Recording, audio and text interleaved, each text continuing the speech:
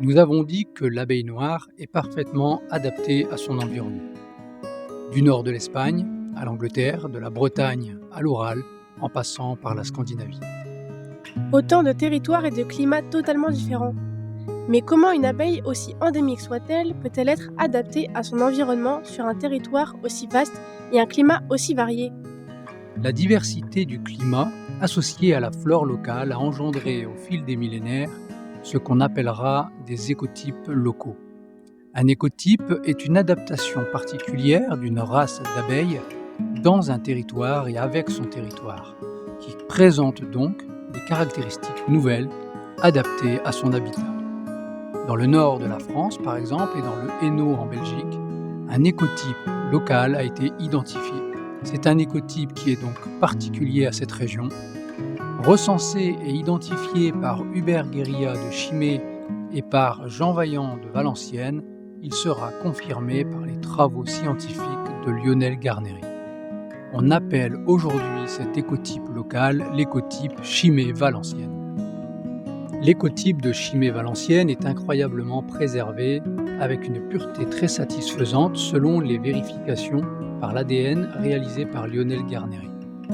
Cette découverte de Jean Vaillant et Hubert Guérilla est un vrai trésor génétique préservé pour la région. La zone géographique, sans surprise, est le nord de la France et le Hainaut belge. Plusieurs moyens permettent d'identifier ou d'aider à identifier, à différents niveaux, la pureté d'une souche. Nous avons par exemple l'observation et la conduite de la colonie, les analyses biométriques réalisées sur les abeilles ouvrières notamment, et enfin l'analyse de l'ADN mitochondrial. Les acteurs pour la protection de cet écotype local sont principalement représentés par quelques entités. Le Conservatoire de Chimay-Virel, qui est le centre principal d'une zone protégée de 300 km², le réseau ANHDF, qui est le réseau des abeilles noires des Hauts-de-France, qui regroupe des apiculteurs et des associations. La station de fécondation de la forêt de Mormal, la SFA-NM, et de l'Artois, la SFA-NA, pour des fécondations sécurisées. Enfin, des associations locales comme le rucher école du Héron, l'île aux abeilles ou encore le rucher de Sénépar, qui œuvrent pour la conservation et la protection de l'abeille noire. Mais quelles sont les caractéristiques de cet écotype local qui méritent d'être signalées ? Cette abeille possède une adaptation locale parfaitement adaptée au climat océanique du nord de la France et de la Belgique. Un des derniers foyers de population d'abeilles de grande pureté génétique est encore disponible. Une conservation active est préservée depuis plus de 30 ans par le Conservatoire de Chimay-Virel en Belgique, mais aussi des stations de fécondation comme celle de Mormal-Loquignol dans le nord. Une diversité génétique préservée par le maintien de plusieurs lignées garantissant une variabilité génétique. Pourquoi faut-il protéger l'abeille noire ? On peut développer les raisons de la préservation de l'abeille noire selon 4 points de vue différents. D'un point de vue du patrimoine génétique d'abord, c'est plus d'1 million d'années d'adaptation à un milieu et en coévolution avec les autres insectes et animaux présents.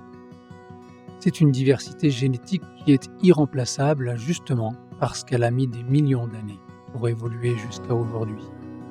Elle représente un réservoir de gènes pour le futur qui est particulièrement adapté à son milieu avec une capacité d'adaptation qui a déjà fait ses preuves depuis des millions d'années. C'est donc le fruit d'une mémoire évolutive précieuse qu'il ne faut pas perdre. D'un point de vue de l'adaptation locale, c'est une abeille qui est parfaitement bien adaptée au climat local.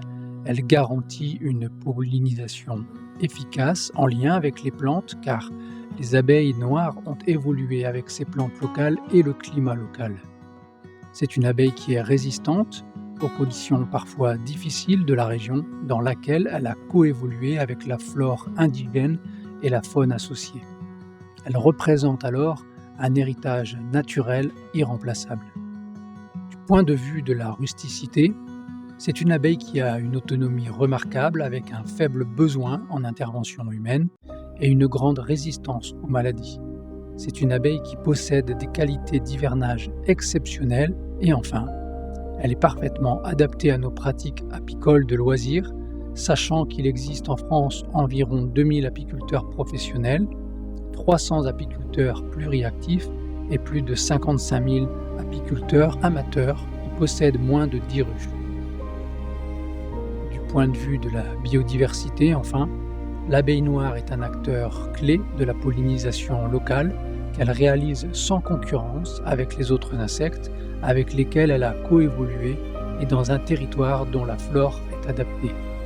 Elle est en effet complémentaire des autres pollinisateurs sauvages et elle permet de préserver des écosystèmes dont elle est un indicateur phare.